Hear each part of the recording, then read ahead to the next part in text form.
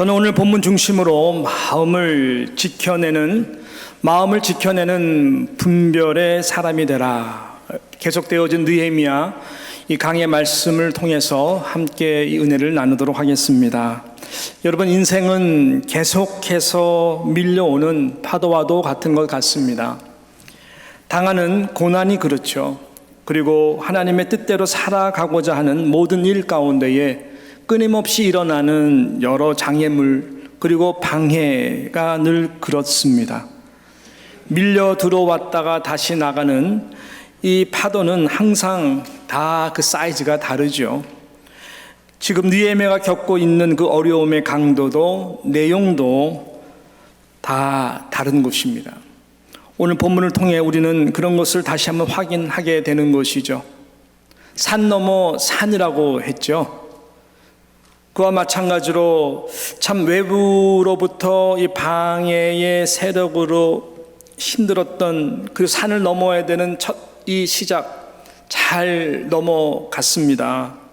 잘 무장해서 성벽을 다 이루었더니 이제는 지난주 말씀과 같이 내부적 원망과 갈등, 정말로 이 산은 넘어갈 수 있을까 할 정도로 분열된 가운데에서 더 이상 힘을 낼 수가 없는 그런 위기와 같은 큰 산을 또 맞이하게 되죠. 그러나 그 산을 모두가 함께 결국은 한 마음으로 함께 하여서 원망이 아멘으로 바뀌면서 함께 잘 극복해 그 산을 넘어간 것입니다. 그런데 이게 또 무슨 일입니까? 이번에는 본문에 보니까 더 큰 위기의 산이 이번에는 외부적으로 그리고 내부적으로 다 함께 연결이 되어서 더 큰 파도가 밀려오고 있는 것입니다. 여러분, 이럴 때 하나님의 사람들은 어떻게 해야 됩니까? 이런 끊임없는 위기와 방해와 시험과 시련 속에서 하나님의 사람들은 어떻게 대응하고 살아가야 될까요? 무엇보다 지켜내야 되는 그 마음을 어떻게 지켜나가면서 살아갈 수 있을까요?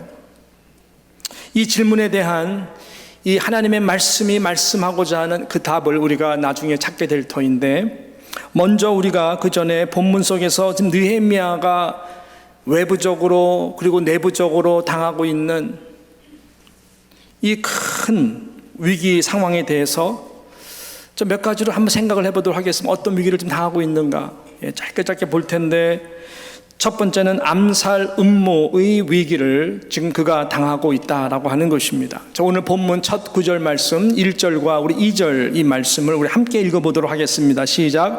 산발락과 도비아와 아라비아 사람 게셈과 그 나머지 우리의 원수들이 내가 성벽을 건축하여 허물어진 틈을 남기지 아니하였다 함을 들었는데 그때는 내가 아직 성문에 문짝을 달지 못한 때였더라.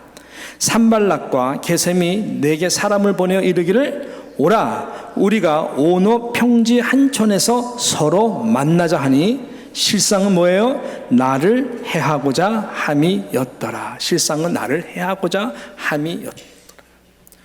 성벽을 이제는 거의 다 마쳤습니다.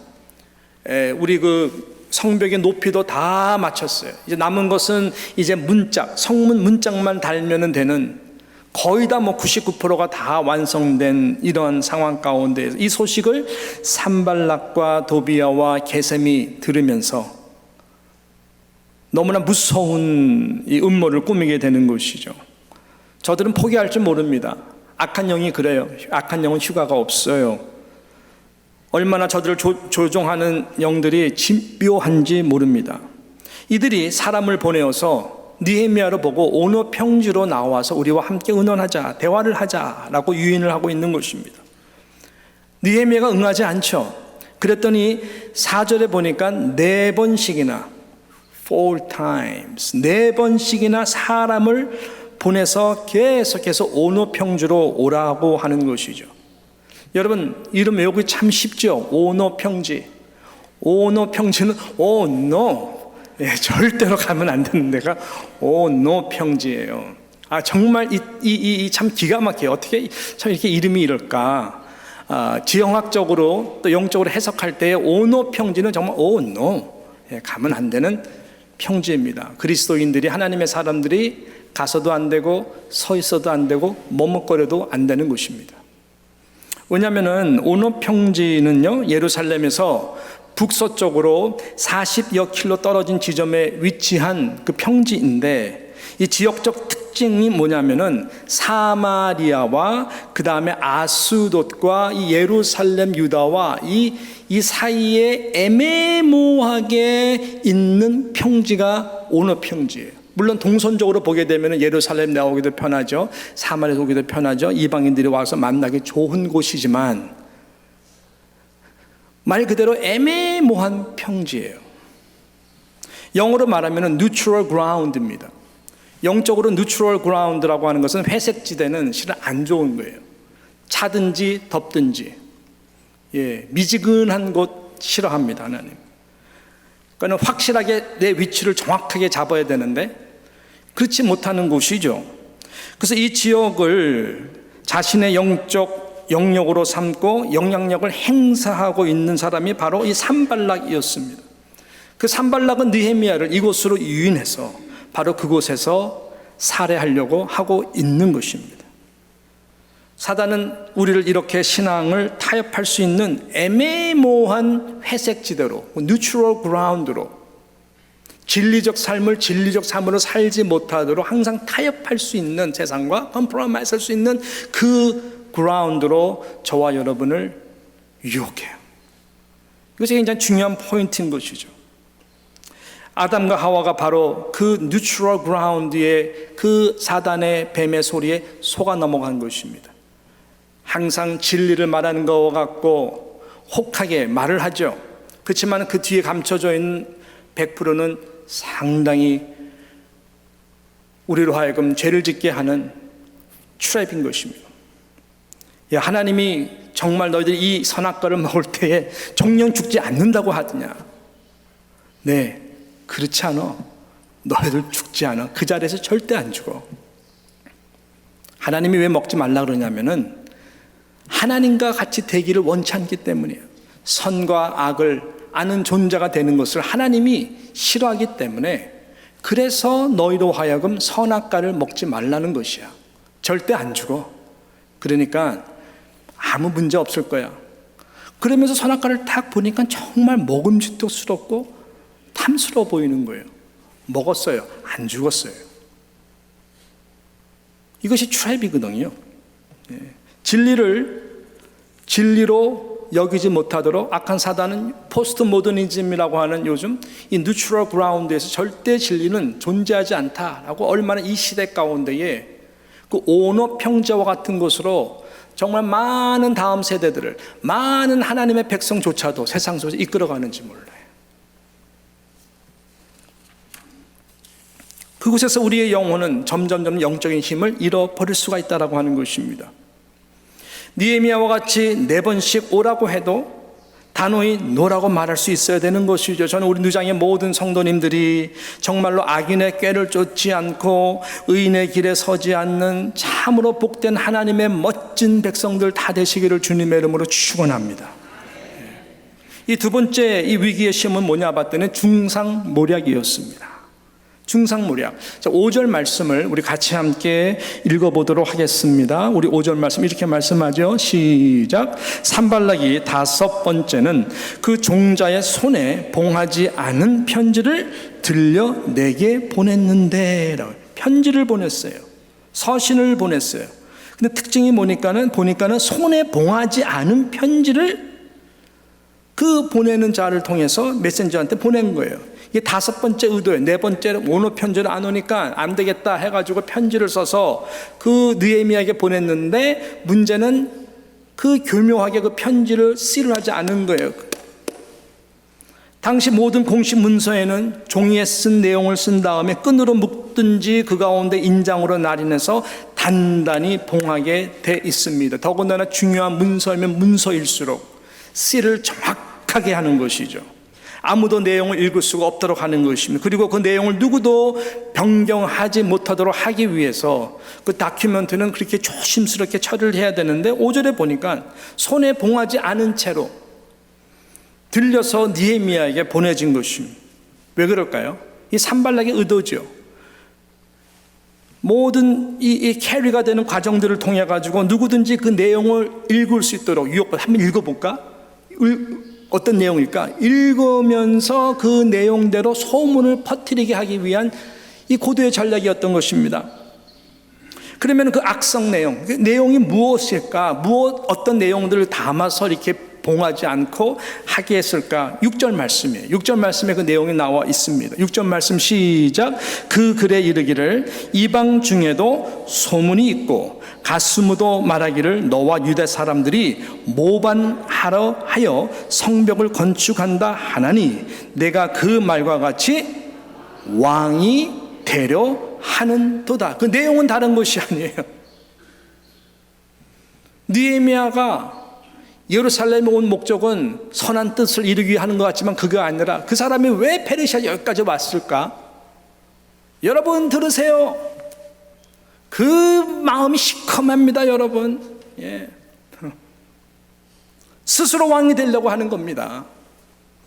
이렇게 다 성벽을 쌓은 다음에 견고한 이곳에서 자신의 왕이 되려고 하는 것이고 그 왕이 되려고 하는 목적은 모반하려 하여 리볼트라고 영어로 성경 말해요. 리볼트 뭐예요? 반항하면서 이 페르시아 왕국에 대해서 대항하기 위하여 독립을 얻기 위하여 그럼 리볼트 세력을 구축하기 위해 지금 느헤미야가 지금 일으키고 있는 것이다. 그 내용들을 아주 봉하지 않고 지금 이렇게 오고 지금 느헤미야가 그 내용을 보게 된 것입니다. 가스무라고 하는 이 사람은요, 앞에서 말씀했던 산발락과 도비야와 게셈, 아라비아 사람 게셈입니다. 그래서 NIV 영어 성경을 보게 되면 이 사람을 게셈이라고 했어요. 그러니까 아라비아 지역이나 사마리아 전체를 지금 다 휘어잡고 있는 이 도비야나 산발락이나 이 모두가 소문을 쫙 퍼뜨려 가지고 지금 느헤미야를 잡으려고 하는 거예요. 악성 루머를 통해 가지고.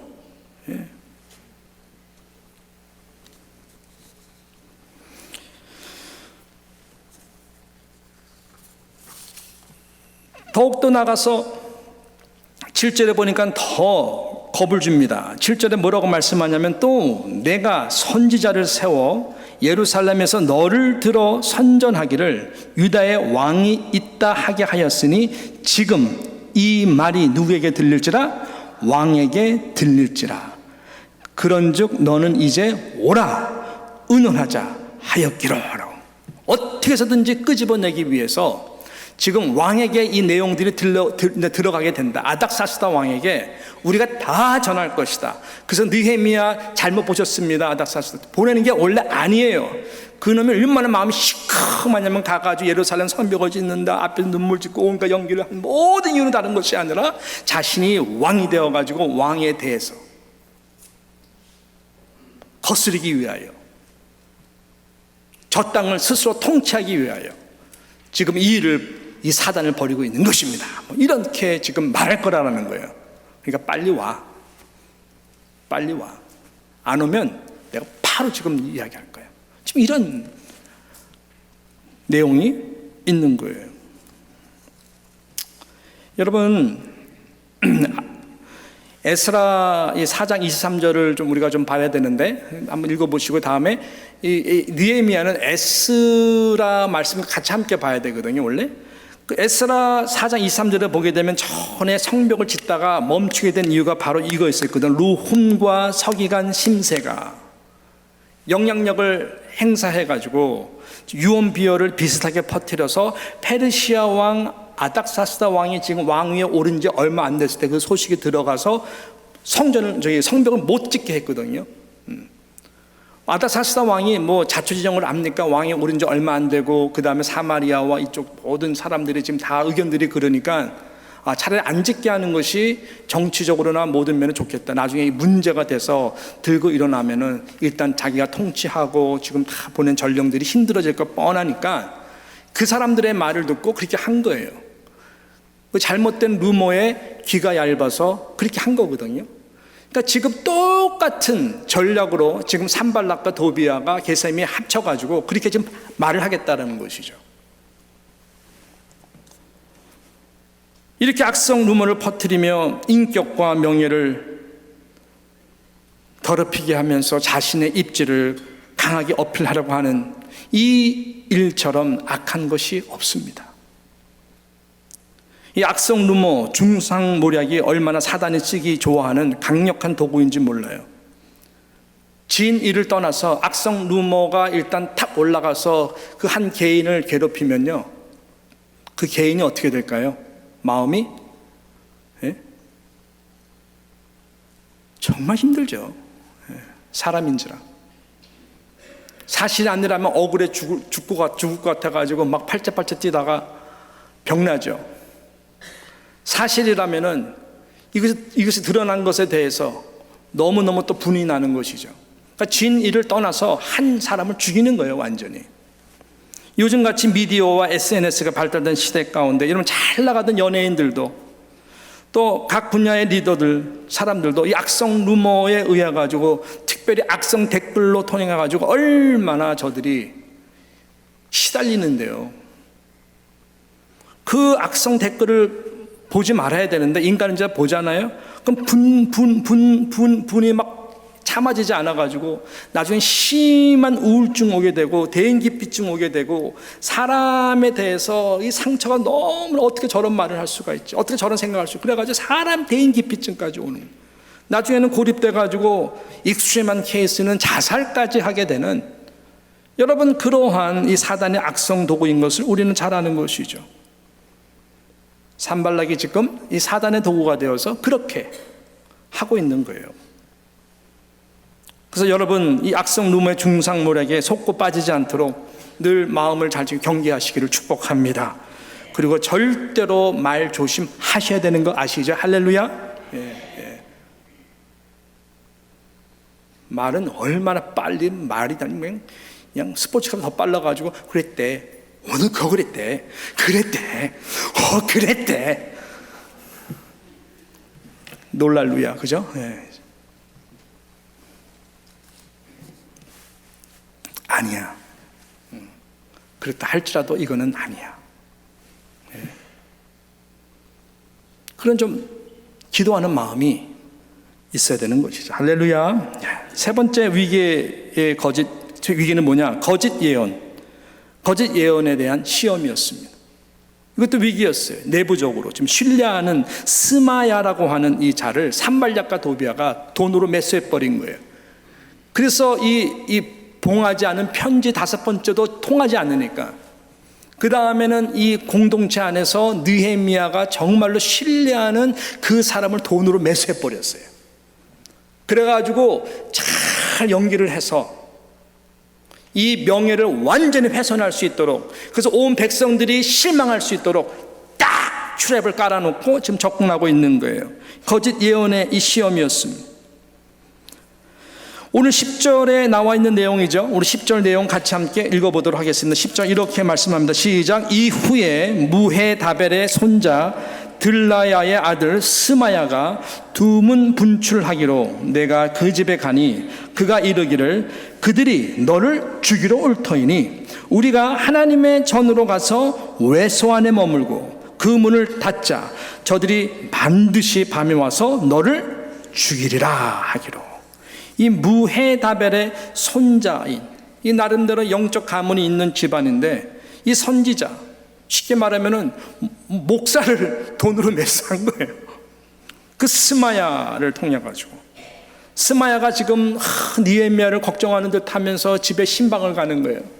신방에 가가지고 하는 말이 뭐냐면은 온갖 연기를 떨면서 느헤미야, 저들이 말이야 한번 칼을 뽑으면은 분명히 이를 저지르는 사람들이야. 네가 산발락과 도비아를 몰라서 그러는데 조폭 이상이야. 저 원수들이 오늘 밤에 너를 죽이러 올 것이다. 내가 이 소울스를 들었어. 그러니까 당신은 중요한 사람이야.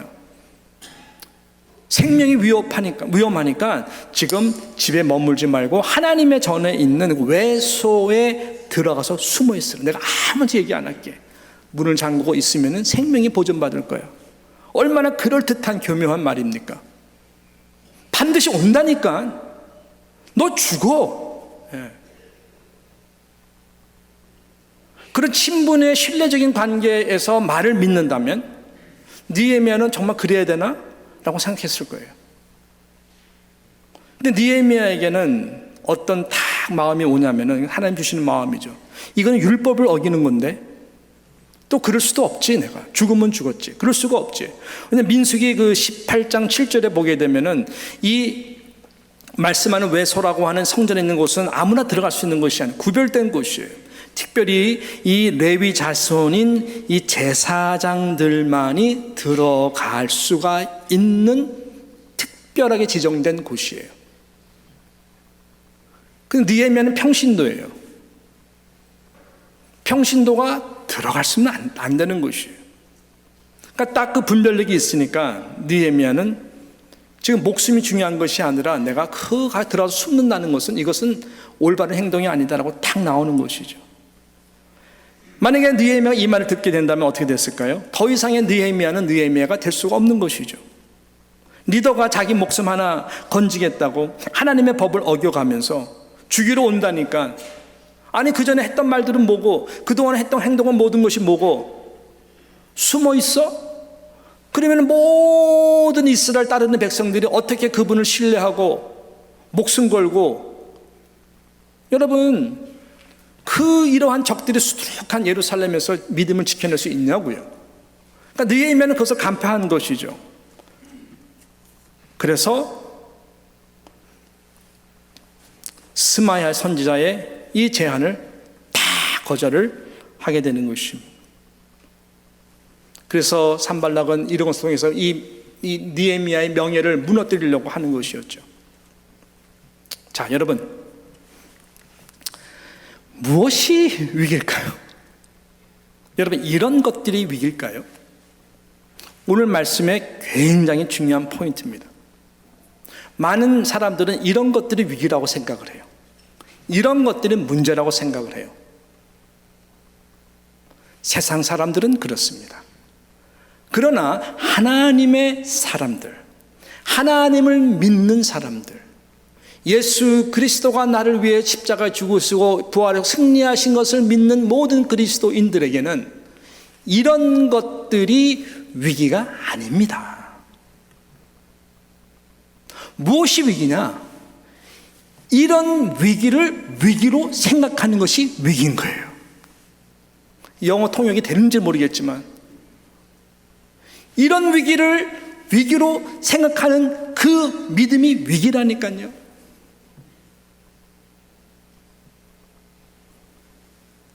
그래서 두려워서 말이죠, 늘 걱정하고, 두려워서 말이죠, 눌리고 우울증에 걸리고, 두려워서 말이죠 벌벌 떨고, 두려워서 말이죠 외소에 나가서 숨고, 그래 내가 숨겠다. 두려워서 말이죠 계속해서 지금 말씀하는 것과 같이 힘이 빠져가지고 하나님의 역사를 중단해야 되겠다라고 하는 것이 위기인 거예요. 사단은 바로 그것을 노리는 거예요. 끊임없이 노리고 있어요. 끊임없이 저와 여러분들에게 삶 가운데 이런 문제 저런 문제, 이런 방해 저런 고난 저런 시련 저런 실족, 모든 걸 다 동원해가지고 두렵게 하는 거예요. 우리 예수님은 이미 승리하신 분이십니다. 할렐루야. 예. 우리 하나님 살아 계십니다. 예. 그래서 우리가 구해야 될 것이 무엇일까?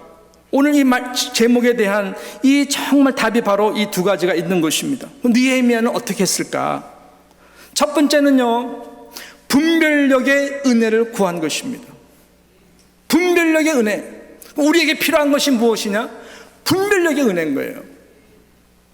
느헤미야가 이 상황 속에서 살아남을 수 있었던 은혜는 당연코 분별력의 은혜예요. 악의 세력에 대한 그 깊은 음모와 저희의 의도와 모든 것들을 정확하게 분별할 수 있는 그 은혜, 거기에 맞추어 분별력 있는 지혜를 가지고 대처할 수 있는 그 능력, 이것이 중요한 것입니다. 그래서 우리가 본문을 통해서 볼 수 있는 것은 이러한 모든 위기 가운데에 정확한 분별력을 가지고 대응했잖아요. 2절에 보니까 실상은 나를 해하고자 함이었더라. 그러니까 오너 평지 안 가죠. 그 트랩을 하니까. 8절 오픈된 그 모든 편지를 통해서 그 악성 루머와 중상 노력에 대해서 끔찍 안 하는 건 네 마음에서 지어낸 것이다. 나는 하나님을 단 한 번도 그런 생각을 해본 적이 없다. 네 생각이지. 많은 사람들은 자기의 수준대로 생각하고 악성 루머를 퍼뜨려요. 그 사람이 그 사람의 수준이에요. 그러니까 너무 팔짝팔짝 뛰지 마세요. 예. 아, 그게 네 수준이구나. 이렇게 생각하시면 돼요. 그냥 하나님 앞에서 부끄러운 것이 없다면은 당당하세요. 예. 그냥 그 영혼 불쌍히 여기세요. 예. 거기에 내가 막 매여가지고 나를 어떻게 생각할 수가 있어. 그 트랩이에요, 트랩. 예. 그 사람의 연약함을 통해 가지고 여러분을 화나게 하고 힘이 빠져가지고 신앙생활 못하게 하고, 예. 다 트랩이에요. 대응하지 마세요. 하나님이 원하는 방법은 그게 아니에요. 분별력을 가지고 담대하게 나아가십시오. 여러분 잘 아시는 대로 그 로마 시대 가운데 네로라고 하는 그 황제는 사이코잖아요. 얼마나 사이코냐? 예루살렘 도시가 이렇게 아름다운데 더 아름다운 것을 내가 보고 싶다. 얘야, 불 질러. 이런 사이코가 어디 있습니까? 다 방화, 불 질러 버렸어요. 이렇게 보면서 좋네. 다 누구한테 뒤집어 썼을까요? 그리스도인들이 그랬다. 크리스찬들이 그랬다고 얘기를 해. 악성 루머 퍼뜨려. 그래서 그리스도인들이 아무 죄도 없는데 예루살렘 전체를 방화했다고 하는 로마를 방화했다는 누명을 받고 얼마나 순교당하고 죽었는지 몰라요. 그럼 누가 억울한 거예요? 네? 우리 믿는 사람들이 억울한 거잖아요. 그럼 그 사람들이 막 열받아가지고 막 그랬습니까? 아니죠. 그래서 로마서 12장 19절에 보게 되면은 사도 바울이 이런 놀라운 말씀을 합니다. 하나님 나라 신앙이에요. 시작. 내 사랑하는 자들아, 너희가 친히 원수를 갚지 말고 진노하심에 맡기라. 원수 갚는 것이 내게 있으니 내가 갚으리라 라고 하신 하나님의 말씀을 붙들고 기도한 거예요. 마지막 두 번째, 하나님의 일에 오히려 더욱더 집중하셔야 돼요. 중간은 없어요. 중간은 하나님이 토해버리겠다 그랬어요. 차든지 덮든지 하라. 그래서 오너 평지가 우리 가운데 항상 존재하는 이유는 그곳에서 우리로 하여금 영적인 힘을 다 빼기 위한 거예요. 이런 모든 것들, 우리의 두렵게 하는 이 모든 것들은 여러분 영적 분별력을 갖지 않게 되면은 우리가 다 힘이 빠져가지고 실족하고 시험 걸려가지고 하나님의 일로부터 멀어지도록 모든 동기부여 선한 일을 하고 싶은 마음들 다 빼앗겨버리게 해요. 얼마나 안타까운 일인지 몰라요. 그래서 느헤미야는 이것을 알았기 때문에 6장 9절에 이렇게 기도를 하며 나아갑니다. 시작. 이는 그들이 다 우리를 두렵게 하고자 하여 말하기를 그들의 손이 피곤하여 역사를 중지하고 이루지 못하리라 함이라. 기도. 이제 내 손을 힘있게 하옵소서. 하나님, 내가 이런 일 때문에 두려워하지 않게 해주심을 감사합니다. 영적 분별력을 갖게 해주신 것 진심으로 감사를 합니다. 내가 육신적으로나 정신적으로나 영적으로나 아버지 하나님 재정적으로나 상황적으로나 자식 문제거나 내 건강이나 모든 일들, 이것으로 하여금 두려워하지 않게 해주십시오. 어차피 한 번 살다가 가는 인생, 창세 전부터 나를 아시고 영원 끝까지 나를 챙겨주시는 하나님 앞에 모든 것을 다 맡겨드립니다. 악한 저들의 이 모든 것 두렵게 해서 손을 피곤하게 하여 역사를 중지하고자 하는 그 일이 이루어지지 않도록 내 심령을 강하게 하여 주시고 내 손에 힘을 주시옵소서. 이런 기도가 필요한 것이죠. 가장 위기는 아까 말씀드렸어요. 이런 것 때문에 하나님의 일이 중단된 것이 위기라니까요.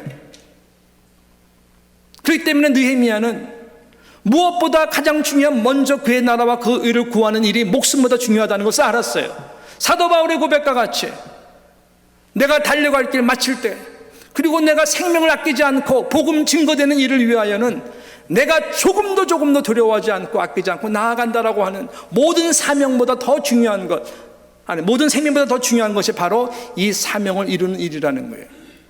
우리 모두에게 하나님 그걸 다 주셨거든요. 예. 할렐루야. 예. 그래서 내 손을 능하게 해달라고 하는 것입니다.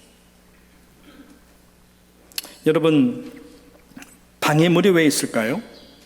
위기는 왜 존재할까요? 시험과 시련은 왜 항상 이 밀리고 나가고 하는 파도와 같이 항상 존재할까요? 어려움은 왜 또 이렇게 있을까요? 왜 문제가 항상 산적해 있을까요?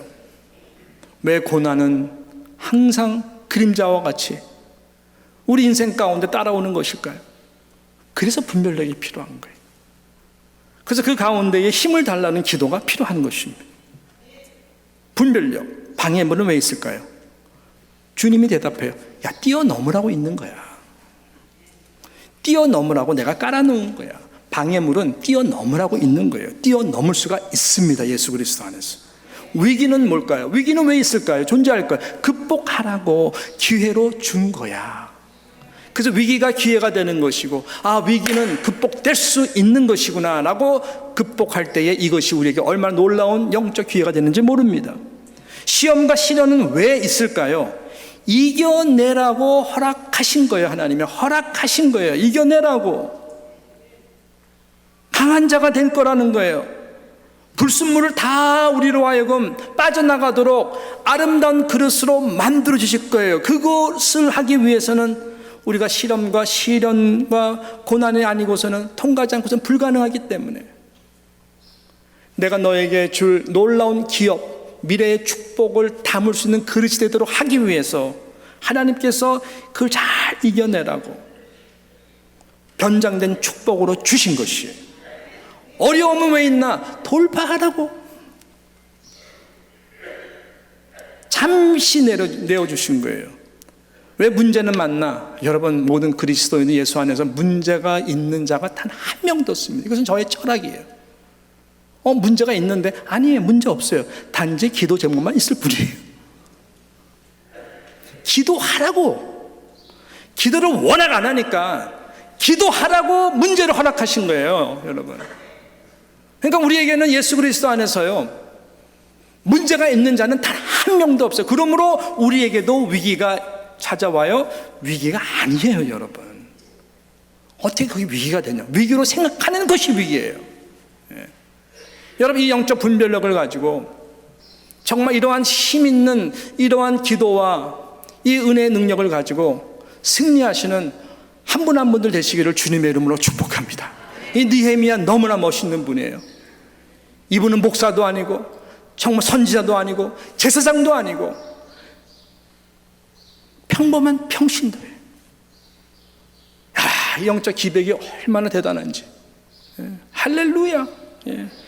그래서 우리 모든 삶 가운데에 끊임없이 파도와 같이 밀려오는 그 모든 방해물 문제 당연한 것이에요.